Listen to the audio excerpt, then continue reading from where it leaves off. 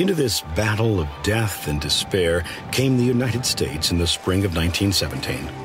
Despite President Woodrow Wilson's promise that the U.S. could stay neutral. So far as I can remember, this is a government of the people, and this people is not going to choose war. Most Americans, though they felt sympathy for the plight of Europeans, saw no reason to join a fight 3,000 miles away. At the time of Wilson's second inauguration, immigrants constituted 1/3 of the United States population. More than 8 million German Americans lived in the U.S. and naturally felt sympathy toward their former homeland. America had the closest ties with the Allies. The U.S. shared a common language and history with England and many democratic institutions. America traded with Great Britain and France twice as much as with Germany, and stories of German war atrocities had outraged many citizens of all ethnic backgrounds. Still, most Americans wanted to remain neutral, but that was not to be, primarily for two reasons. America entered the war largely to ensure that the Allies would be able to repay the huge debts owed to the United States, and America had to prevent Germany from threatening U.S. shipping. A change in American attitude occurred when the British ship Lusitania was sunk by a German U-boat. Of the 1,198 who were killed, there were 128 Americans. More ships were sunk, incurring more loss of American lives. When the German Kaiser announced on January 31, 1917, that U-boats would sink all ships in British waters, whether they were hostile or neutral, there seemed little choice but to enter the war. The discovery of the Zimmermann telegram cemented that decision.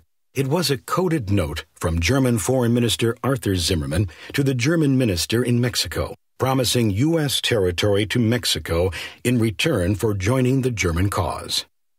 We make Mexico a proposal or alliance on the following basis: make war together, make peace together, generous financial support, and an understanding on our part that Mexico is to reconquer the lost territory in Texas, New Mexico, and Arizona. A little over a month later, Congress formally declared war on Germany and the Central Powers. The American public was shocked, but there was still no rush to enlist. The result was that Congress voted overwhelmingly for a draft, requiring eligible men to register with the government.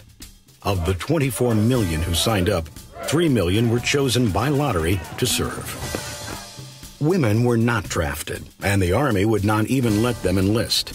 The Navy and Marines accepted women volunteers for non-combat positions. 13,000 served as nurses, clerks, stenographers, secretaries, and telephone operators.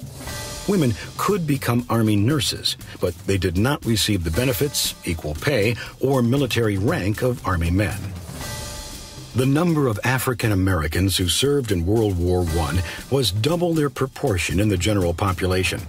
African American soldiers were segregated into separate units and living quarters, and were not allowed to join the Navy or the Marines.